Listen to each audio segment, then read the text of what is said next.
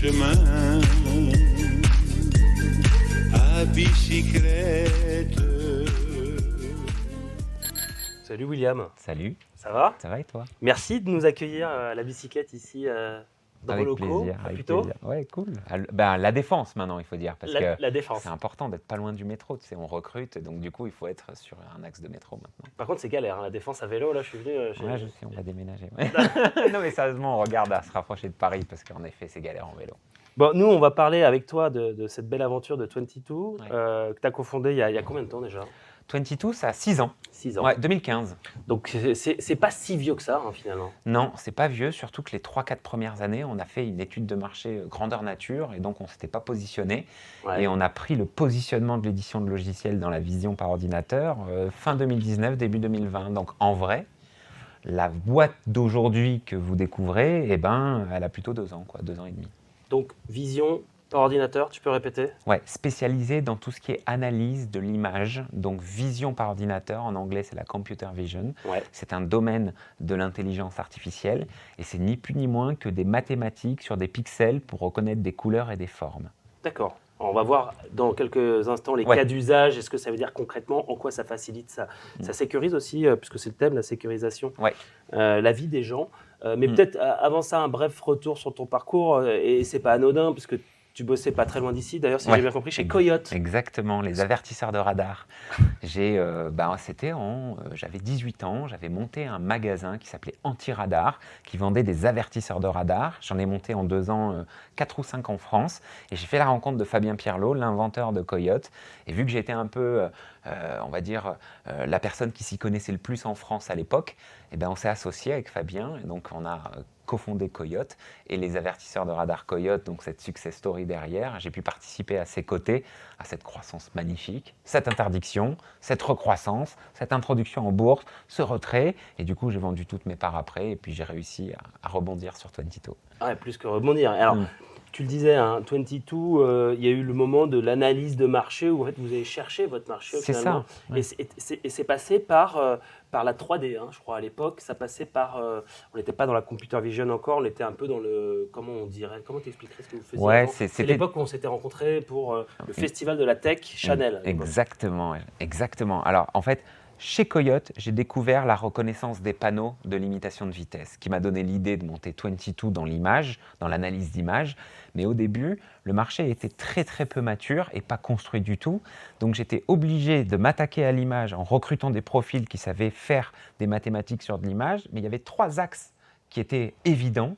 Il y avait la réalité virtuelle à l'époque, donc ce casque dans lequel on est complètement en autarcie du monde réel, mais on est dans un champ virtuel où il peut tout se passer, on peut tout inventer. Il y avait en deuxième axe la réalité augmentée, où là, on arrive, alors aujourd'hui vous avez les filtres Snapchat et compagnie, mais on arrive à filmer le réel, à augmenter sur le film temps réel de la 3D, et donc du coup à pousser des événements 3D sur du réel. Hyper intéressant pour l'industrie, etc. Plus que jamais d'actualité avec Metaverse notamment. Exactement. Et le troisième axe, c'était la vision par ordinateur pure, donc c'était de l'analyse de vidéos temps réel ou a posteriori pour détecter des choses. Donc à l'époque, c'était beaucoup dans le médical, donc des cancers, etc. Mais en fait, c'est là où on est parti, nous, sur des cas d'usage dans le réel. Et pendant 3-4 ans, on a fait avec 150 clients, 10 millions d'euros de chiffre d'affaires, à faire des POC à 50 000 euros, ce qui nous a permis d'avoir une conclusion magique. On sait où est-ce qu'il y a besoin pour faire du retour sur investissement, dans quelle industrie, sur quelle technologie. Donc, toutes ces conclusions nous ont permis d'arrêter ces 2 technologies qui ne trouvaient pas à l'époque le metaverse encore, et d'aller sur la vision par ordinateur, donc l'analyse des caméras vidéo, pour trouver des axes justement où l'être humain n'a plus le temps d'aller.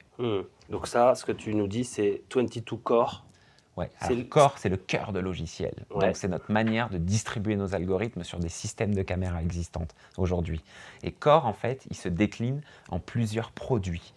Produits pour la ville, produits pour les sites de sécurité privée. Donc là, on parlait tout à l'heure de la Tour Eiffel, du Stade de France, de plein d'autres parcs d'attractions, etc. Qui sont eux aussi équipés de caméras. Exactement, voilà. Donc partout où on peut se brancher à un réseau de caméras, en fait, on vend Smart City ou Smart Infrastructure Et on est en train de construire, parce qu'il y a plein d'autres domaines où il y a des caméras, typiquement les fast-food, typiquement les usines, typiquement tout un tas de choses. Et on arrive en 2023, 2024 et 2025 avec 5-7 produits différents qui s'adresseront à ces vecteurs-là. D'accord, donc l'idée, c'est dans ces verticales d'installation de caméras, pour résumer le truc à ma manière, Ouais. c'est de proposer, par le biais de l'analyse vidéo, Ouais. des alertes, finalement, Exactement. à ceux qui vont être derrière les écrans, plutôt qu'ils regardent les écrans non-stop. Et ben, par automatisation, ils vont recevoir des notifications en disant « Oh là, attention, William, là, j'ai vu que dans la rue Jean Jaurès, donc la rue dans laquelle on se trouve, Il y a une mamie qui est tombée, tu l'avais pas vue, envoie vite les pompiers. » Ou il y a une voiture qui vient de renverser un vélo, ou il y a, j'en sais rien, quelqu'un qui est en train de casser les voitures, ou il y a un dépôt sauvage qui vient d'être posé. Et un humain, devant ces 300 à 500 caméras, n'a pas la capacité de toutes les regarder en même temps. Donc nous, ce qu'on dit, c'est que notre produit, il sert à tout ce que l'humain voit sur une caméra, mais le dupliquer sur l'ensemble du réseau des caméras.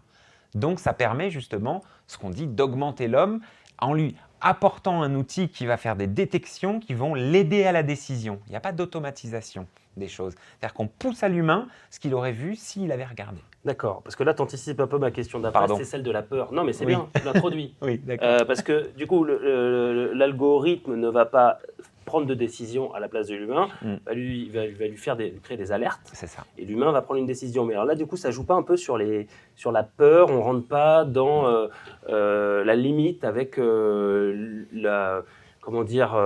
limite éthique presque dans l'utilisation des caméras, des images. Carrément. C'est le sujet principal, en tout cas le plus gros frein de cette technologie, c'est la peur. Je pense qu'il y a une première justification sur le fait que ce soit une technologie qui est assez simple à comprendre. Parce que c'est facile de se dire que derrière la caméra, il y a quelqu'un et que du coup, on ne sait pas ce que cette personne regarde, pourquoi et comment. Ensuite, il y a un autre truc, c'est l'imaginaire, le cinéma, tout ce qu'on a vu, même de la Chine, des vidéos et de ça qui font flipper, où nous, on sait techniquement comment ça marche, donc on sait que ce n'est pas possible comme ça. Cependant, bien évidemment, comme une voiture qui peut rouler à 300 km/h et percuter plein de gens, c'est un outil qu'il faut cadrer, là où il faut légiférer, parce qu'on peut faire beaucoup de choses, le champ des possibles est quasiment infini du moment qu'on arrive à reproduire ce que l'être humain est capable de percevoir. Donc, je comprends la peur, cependant, le cadre juridique et l'explicabilité de la finalité, et sortir un peu de tous ces jargons scientifiques que personne ne comprend, vont petit à petit permettre, tout en démontrant que cette techno a un avenir. Alors en Chine, puisque tu évoques le sujet, et Ouais. d'ailleurs tu m'as dit que vous étiez présent en Chine à travers Oui. 22, vous avez un bureau là-bas. Oui. La reconnaissance faciale, c'est une réalité, le score social, c'est une réalité, non? Ouais, y a WeChat qui existe avec le score social, c'est-à-dire qu'en fonction de comment tu payes tes factures, etc., tu as un score social. Ça, c'est une chose. Et ensuite, il y a des démonstrations technologiques faites pour faire peur ou faire briller un État qui s'appelle la rocofaciale dans la rue, où moi je milite sur le fait que ce n'est pas possible aujourd'hui de reconnaître une personne dans la rue avec les caméras existantes pour plusieurs choses. Premièrement, on n'a pas des bases de données assez riches de chaque personne en termes d'images. Ouais. Deuxièmement, les caméras qui sont dans la rue sont à 6 mètres de hauteur avec un angle justement de captation qui ne permet pas d'avoir une belle visibilité du visage, d'autant plus si vous rajoutez en ce moment les masques, les casquettes, etc. etc. Il n'y a pas assez de pixels, donc pas assez de points de repère pour avoir une étude, une équation mathématique qui corresponde à l'apprentissage qui a été fait avant. Donc, aujourd'hui, 98% de ce qu'on voit dans les vidéos d'Internet, c'est du bullshit. Et ce bullshit-là, on milite au quotidien pour dire non, l'expérimentation à Nice de rocofacial qu'il y a eu, c'était un scénario, une belle mise en scène. Ça n'a rien de technique ni de scientifique. Vous mettez le même algo sur n'importe quelle caméra, ça reconnaîtra personne. Pourquoi? Parce qu'un algo reconnaît ce qu'il a appris. Et vous, il ne vous a jamais appris. Et sur votre Facebook, il n'y a pas assez de photos de vous pour pouvoir apprendre de manière à vous reconnaître dans tous les cas, sous toutes les différentes possibilités de la vie. Bon, c'est bien, on a fait tomber un mythe et c'est plutôt bon signe. Les caméras aujourd'hui qui sont installées dans les municipalités, aujourd'hui, je crois que la France, c'est 36 000 communes. Ouais, 36 000 communes, 6 000 communes équipées de caméras, 1000 équipés de caméras avec un CSU, un centre de supervision urbain, où il y a des personnes qui les regardent en temps réel. Donc 36, 6 qui ont des cams, 1000 qui ont des cams actives. Et donc vous vous adressez à ces 1000-là alors? À ces 1000-là dans un temps 1, parce qu'on va leur dire, vous n'arrivez pas à digérer vos 300 cams, vous Ouais. êtes deux, c'est pas Ça, possible. par contre, on l'a vu dans les films où les mecs ils sont devant Tu la vois, cette 64 salle. écrans. Exactement. Mais les mecs, ils deviennent dingues. C'est pas possible. Ouais. J'y étais encore hier dans une ville pas loin d'ici. J'y reste 1 heure avec un client. Enfin, même moi, j'ai envie de vomir à la fin. Je vois ces 80 écrans devant moi, ça bouge tout dans tous les sens, etc. Ouais. Tu n'as pas la capacité, sauf si tu bloques sur 2-3 pendant un moment, de voir et d'extracter quelque chose, C'est quoi. impossible. Ouais. Exact. Donc du coup, c'est pour ça que je pense qu'on va automatiser tout ça. Et vous êtes en train de le faire donc pour, on l'a compris, les municipalités et Oui. les sites privés. Ouais. Aujourd'hui, 22, c'est quoi le profil de la personne qui travaille? Combien de personnes? C'est quoi les grands postes? Yes. Alors, Les grands profils? 22, c'est 67 personnes déjà. Avec un grand sourire de William en disant ça. Je suis content parce qu'en ce moment, en plus, il se passe de belles choses. Je fais rentrer des profils seniors, etc. Donc, quand je dis 67, c'est à lundi matin parce que là, on est 63. Et là, on n'arrête pas. On a une trentaine ou une cinquantaine de personnes à recruter sur les 6 prochains mois. On va annoncer des jolies choses aussi, capitalistiquement parlant. Ouais. Donc, je suis hyper heureux. Et les profils qu'on recherche le plus sont des gens qui ont déjà fait de l'intelligence artificielle en vision par ordinateur avec des connaissances en deep learning. Ça, c'est notre cœur de métier. Ensuite, on recherche aussi des DevOps parce que c'est bien de faire une Ferrari, mais si tu ne sais pas faire de pneus ni de châssis, tu peux la faire rouler sur aucune route. Donc, il nous faut les gens qui fassent le soft qui permettent justement aux infrastructures de nous accepter. Donc ça, c'est du DevOps. Et ensuite, en ce moment, il nous faut des commerciaux parce qu'on n'a pas assez de bras pour pouvoir vendre notre produit et on fait une expansion à l'Europe. On a ouvert l'Espagne, on a ouvert l'Allemagne et on est en train d'ouvrir Dubaï, mais on aimerait ouvrir d'autres pays. Donc notre produit fonctionne très bien même, et en plus de ça, il n'a pas de langue, vu que c'est des algos de reconnaissance visuelle. Donc on peut aujourd'hui déjà le scale. Alors, les algos de reconnaissance visuelle, je crois qu'on a bien compris en t'écoutant ce que ça représentait. C'est vrai que c'est toujours plus facile à les voir. Là, c'est con, c'est un podcast, mais on fait appel à l'imagination des gens qui nous écoutent. Il y a des scénarios pour faire du machine learning, donc faire apprendre aux machines la reconnaissance d'une image qui sont très compliquées. Je prends l'exemple, une poubelle en feu. Si on veut dire à un maire, on va vous aider à reconnaître toutes les poubelles en feu, de sorte à ce que les pompiers interviennent plus rapidement sur la voirie. Exact. Encore une fois, sécurisation, je prends cet exemple exprès par rapport à notre thème. Vous n'allez pas faire flamber des poubelles dans la rue principale pour que vos caméras apprennent à les détecter, ou plutôt que l'algo derrière les caméras apprennent à les détecter. Là, il y a une solution. 3D. Tu le disais en introduction tout à l'heure, on se sert aujourd'hui de la 3D et donc de ce qu'on appelle la data de synthèse. En fait, je fais un parallèle avec le cinéma. Toi, quand tu vas voir un film et qu'il y a des effets spéciaux qui sont bien faits, tu crois que c'est vrai. Eh bien, nous, dans l'IA, la data, on fait des effets spéciaux sur la data, donc on l'augmente, on crée une poubelle en feu, et puis on fait style, on est dans un jeu vidéo, et en fait, on arrive à en faire des milliers de clichés sous des angles différents, des formes, des tailles différentes, etc., avec des fonds différents. Et en fait, ça nous permet d'avoir des millions d'images qui apprennent aux algorithmes et qui ont toute la diversité que la réalité pourrait lui créer, et donc la reconnaissance se fait bien mieux que si on avait eu uniquement de la data réelle et qu'on avait cramé une poubelle, quoi. Ouais. Donc la 3D aujourd'hui nous permet d'accélérer et l'apprentissage et la reconnaissance à l'intérieur des algos qui sont beaucoup mieux entraînés. Mais ça, je dis pas une bêtise si je dis que c'était un peu un des métiers premiers de 22. C'est ça, faire de la 3D. Donc en plus de ça, même pire que ça, parce que les profils qui sont restés sur ce logiciel-là, ce logiciel-là est Unity 3D. Unity 3D, c'est là où on fait de la VR, de l'AR, donc ce qu'on faisait les premiers métiers. Et les 2 ingés qui sont sur ce produit-là, donc en interne, sont des anciens ingés qui faisaient de la VR et de l'AR et qui ont voulu rester parce qu'ils ont accroché à la stratégie de l'entreprise. Donc carrément, en fait, on n'a pas changé d'ingrédient. On a juste modulé pour attaquer un marché qui était plus mature et avec une technologie qui avait plus de ROI pour les clients que la fameuse réalité virtuelle ou augmentée qui prend son essor aujourd'hui grâce à Metaverse. Alors pour ces commerciaux qui nous écoutent peut-être et qui rejoindront l'aventure, les champs d'application, pour que ce soit aussi très concret, ils sont hyper nombreux. Toi, tu me disais, c'est faciliter la vie des gens et donc ça va c'est super vaste. Donne-nous quelques exemples, je sais pas, l'alimentation, la santé.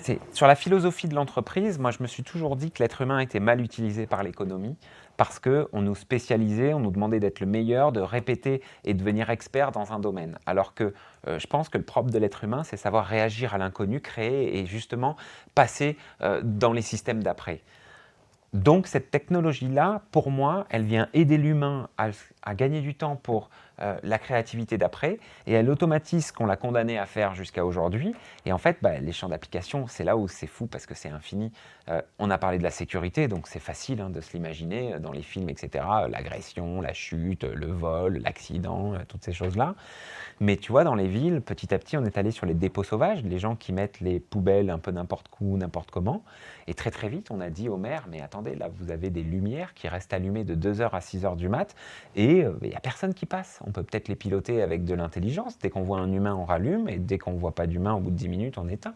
Et tu vois, après, il y a des réflexes à 2 balles. Moi, je rentre tard le soir, je suis quelqu'un du soir, et quand je pars du bureau, il est minuit, 1h, 2h du mat, et je me tape quand même les 8 feux rouges à attendre 2 minutes à chaque fois. Et en fait, pourquoi il n'y a pas des caméras dans les feux et on ne pilote pas ça justement à la vision? Et pourquoi, quand il y a le SAMU qui arrive en heure de pointe et que personne bouge parce qu'ils n'ont pas entendu le SAMU au loin, on ne passe pas les feux rouges, donc le pilotage des feux? Et en fait, tout ça, sur les villes, ça nous a permis de le colporter ailleurs. Et quand je disais donc les sites privés, les sites privés, c'est la Tour Eiffel qui vient vers nous et qui dit on a un problème de comptage, mais un problème aussi de poussettes abandonnées au premier étage parce que les gens montent au 3e et nous, ça fait fermer la tour parce qu'on doit appeler le déminage. Ah ça, on peut te le détecter vu qu'on fait bagages abandonnés, mais on a juste à prendre les poussettes et du coup les détecter. Mais trop bien. Et puis quoi?